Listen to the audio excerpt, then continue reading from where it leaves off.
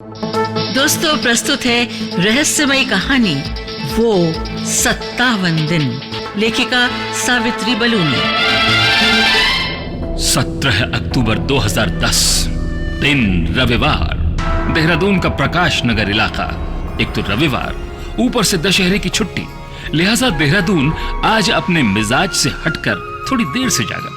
शहर के साथ साथ प्रकाश नगर में रहने वाले राजेश गुलाटी, उनकी पत्नी और दोनों बच्चे भी आज देर से सोकर उठे। दोनों बच्चों की स्कूल की छुट्टी थी। सुबह सबसे पहले करीब 9 बजे अनुपमा की आंख खुली। अनुपमा दोनों बच्चों के साथ एक कमरे में सो रही थी, जबकि राजेश दूसरे कमरे में अकेला सोया था। पिछले कई दिनों से दोनों मियां बीवी अलग अलग कमरे में सोया करते थे। उठने के बाद अनुपमा ने चाय बनाई और फिर राजेश को जगाया। राजेश ड्राइंग रूम में चाय पी रहा था कि अनुपमा ने उसे टोकना शुरू कर दिया। शुरुआत में घर के खर्चे को लेकर अनुपमा का कहना था कि जो 20,000 रुपए राजेश देता है वो कम है, उसे और पैसे चाहिए। पैसे की बात सुनते ही राजेश भड़क गया और दोनों में बहस शुरू हो गई। बहस जैसे जैसे आगे बढ़ती जा रही थी, मुद्दा बदलता जा रहा था। अनुपमा ने पैसे की बात शुरू की तो राजेश उससे इस बात पर लड़ने लगा कि अनुपमा ने कुछ दिन पहले उसकी बहन को थप्पड़ मार दिया था।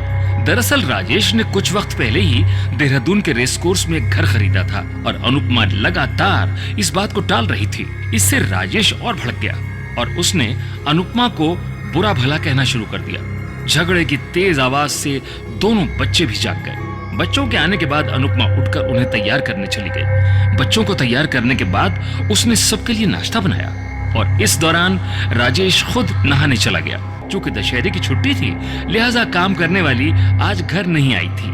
सुबह करीब 11 बजे दोनों बच्चों के साथ राजेश और अनुपमा ने नाश्ता किया। इसके बाद बच्चे खेलने में मशगूल हो गए।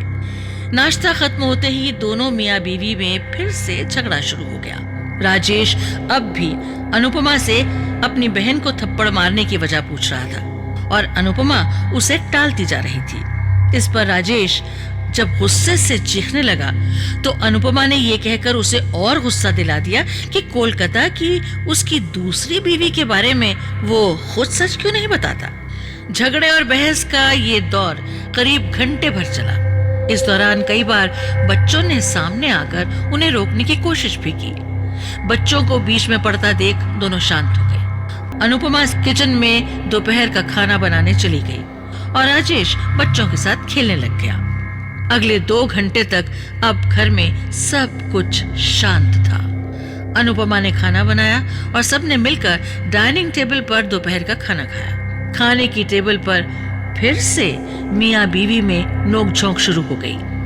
मुद्दा वही था, पैसे, बहन को थप्पड़ मारना और कोलकाता में रहने वाली राजेश की दूसरी बीवी। खाना खाने के बाद राजेश गुस्से में अपने कमरे में लेटने चला गया, जबकि अनुपमा दोनों बच्चों के साथ दूसरे कमरे में चली गई। पर आधे घंटे के अंदर ही अनुपमा दोनों बच्चों को उनके कमरे में छोड़कर वापस राजेश के कमरे में चली आई और फिर एक बार से पैसे की लड़ाई शुरू कर दी। बार बार पैसे की बात सुनकर राजेश आपे से बाहर हो गया और उसने अनुपमा को और पैसे देने से इनकार कर दिया। राजेश के इनकार करते ही अनुपमा भी भड़क गई और अब दोनों एक दूसरे पर चिल्लाने लगे। मियां बीवी बराबर एक दूसरे पर चीखे जा रहे थे। फिर इसी बीच बात इतनी बढ़ गई कि राजेश ने अनुपमा पर हाथ छोड़ दिया। राजेश के हाथ उठाते ही अनुपमा ने भी उसके साथ धक्का मुक्की शुरू कर दी और इसी धक्का मुक्की के बीच गुस्से में राजेश ने अनुपमा के बाल पकड़कर सिर पलंग की लकड़ी के पायदान पर दे मारा।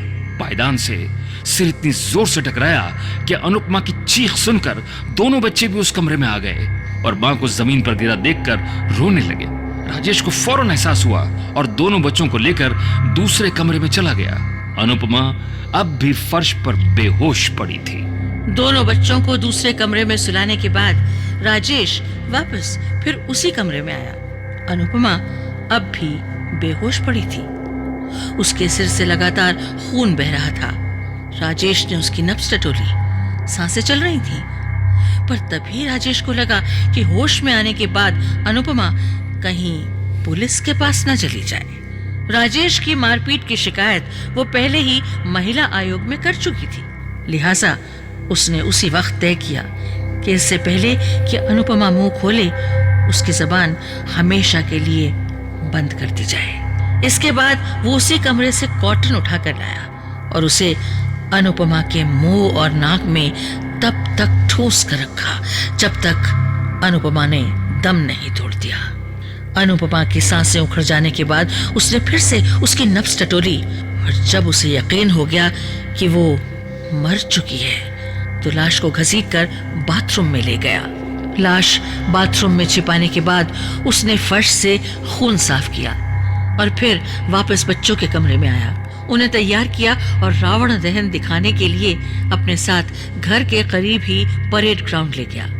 बच्चों ने जब मम्मी के बारे में पूछा तो राजेश ने उन्हें समझा दिया कि वो नाराज है और दूसरे कमरे में सो रही है। इसके बाद राजेश दोनों बच्चों के साथ परेड ग्राउंड पहुंचा।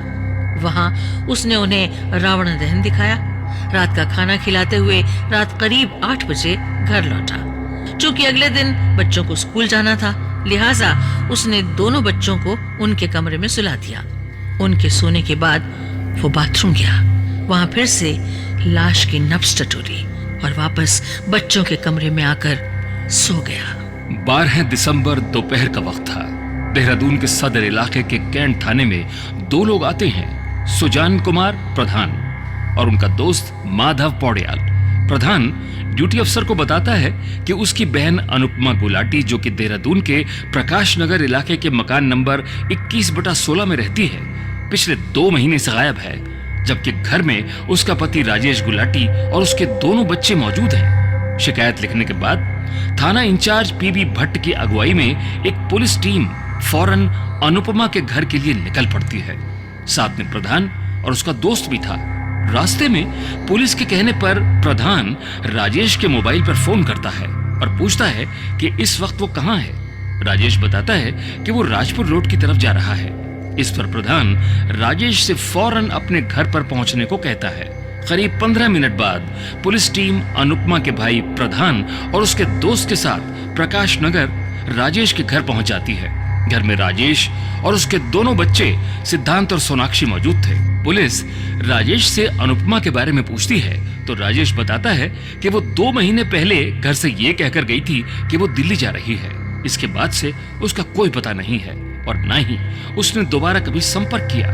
इस पर अनुपमा का भाई प्रधान पूछता है कि 2 महीने से उसने उसकी खबर लेने की कोशिश क्यों नहीं की, क्यों नहीं उसने दिल्ली फोन पर पता किया, और जब वो उसे ढूंढने निकला है तो इस मामले में न पड़ने और उसके सही सलामत होने का झूठा एसएमएस वो क्यों भेज रहा है। राजेश इन सवालों के ठीक ठाक जवाब नहीं दे पाया। इसी बीच एक पुलिस वाले ने राजेश के दोनों बच्चों से जब उनकी मम्मी के बारे में पूछा तो सोनाक्षी ने बताया कि मम्मी के सिर पर पापा ने चोट मारी थी। मम्मी के सिर से खून बह रहा था। फिर पापा ने हमें दूसरे कमरे में सुला दिया और कहा कि बेटा मम्मी भी सो गई हैं। दूसरे दिन सुबह उठने पर पापा ने बताया कि मम्मी नाराज होकर दिल्ली चली गई हैं। बच्चों से पूछताछ के बाद पुलिस को शक होता है और वो घर की तलाशी लेनी शुरू कर देती है। और इसी तलाशी के दौरान अचानक उसकी नजर घर में दक्षिण की तरफ बने कमरे में खिड़की के पास रखे एक डीप फ्रीजर पर पड़ती है। कमर्शियल काम में इस्तेमाल होने वाला फ्रीजर घर में रखा देख पुलिस के कान खड़े हो जाते हैं। जब पुलिस राजेश के घर पहुंची तो सिर्फ इस उम्मीद पर पहुंची थी कि शायद उससे उसकी पत्नी अनुपमा का कुछ सुराग मिल जाए। पुलिस के गुमान में भी नहीं था कि घर में घुसने के बाद जिस फ्रीजर पर उसकी नजरें गड़ी हैं, वही फ्रीजर अपने अंदर से जुर्म की सबसे बड़ी कहानी उगलने वाला है। फ्रीजर के ऊपर ढक्कन पर ताला लगा हुआ था। राजेश से जब फ्रीजर के बारे में पूछा गया और उसे खोलने को कहा गया तो वो अचानक घबरा गया और कोई जवाब नहीं दे पाया। इसके बाद जब सख्ती के साथ उसे फ्रीजर का ताला खोलने के लिए कहा गया तो वो अचानक रो पड़ा और गिड़गिड़ाने लगा। फिर उसने रोते हुए अनुपमा की गुमशुदगी की पूरी कहानी सुनाई। उसने बताया कि 17 अक्टूबर की शाम को अनुपमा से उसका झगड़ा हुआ था। झगड़े के दौरान गुस्से में उसने उसका सिर बालों से पकड़कर कमरे में पलंग की लकड़ी पर पायदान पर दे मारा। इससे वो जख्मी होकर बेहोश हो गई। इसके बाद उसको जान से मारने की नियत से उसने उसके मुंह में कॉटन ठूस दिया और इसके बाद दोनों हाथ पैर रस्सी से बांध दिए। थोड़ी देर में जब उसकी मौत हो गई तो उसने उसकी लाश को बाथरूम में उठाकर रख दिया। कत्ल के वक्त दोनों बच्चे दूसरे कमरे में थे। रात को सोते वक्त जब उन्होंने मम्मी के बारे में पूछा तो उसने कहा कि वो दूसरे कमरे में सो गई है। इसके बाद उसने कहा कि वो दोनों बच्चों के साथ उन्हीं के कमरे में सो गया। फिर 2-3 दिन बाद लाश को छुपाने के लिए उसने राजपुर रोड से फ्रीजर खरीदा। इसके बाद लाश घर में पड़े एक काले बैग में रस्सी से बांधकर उसी फ्रीजर में रख दी। फिर अगले दिन वो राजा रोड गया और वहां से लोहा काटने वाली एक आरी, पत्थर काटने वाली बिजली की मशीन और एक हथौड़ा खरीदे। फिर इन्हीं तीनों औजारों से सबसे पहले उसने अपनी पत्नी के जांघ के नीचे से दोनों पैर और बायां हाथ काट दिए।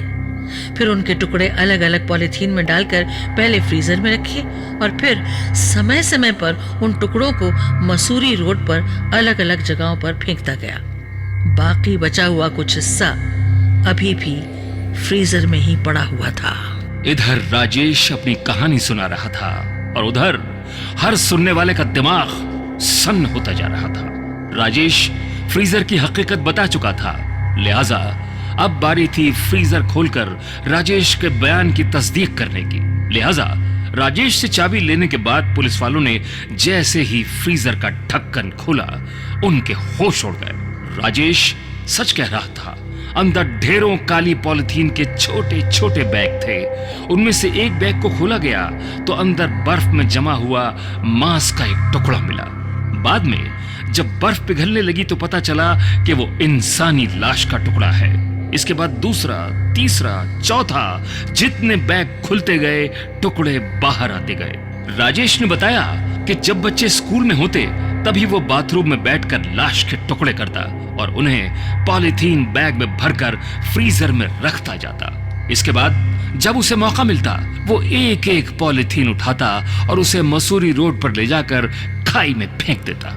लाश के टुकड़े 57 दिनों तक घर में पड़े रहे पर कभी उसने किसी को इसकी भनक तक नहीं लगने दी। यहां तक कि वो उसी घर में आम दिनों की तरह ही अपने दोनों बच्चों के साथ रहता रहा।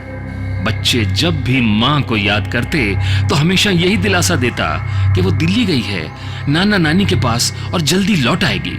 पर अनुपमा कभी नहीं लौटी। राजेश आज भी जेल में अपनी सजा भुगत रहा है। अदालत ने उसे उम्र कैद की सजा सुनाई है। दोस्तों, आपने सुनी आकृति एडवर्टाइजिंग की प्रस्तुति कहानियां जिंदगी से।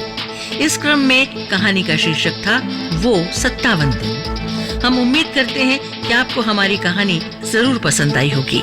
पसंद आने पर लाइक करें और हाँ, अगर आपने चैनल को सब्सक्राइब नहीं किया है तो आप जल्दी से चैनल को सब्सक्राइब करें और बेल आइकन के बटन को जरूर दबाएं ताकि हमारी आगे आने वाली नई नई कहानियों की नोटिफिकेशंस आपको सबसे पहले मिलती रहें। धन्यवाद।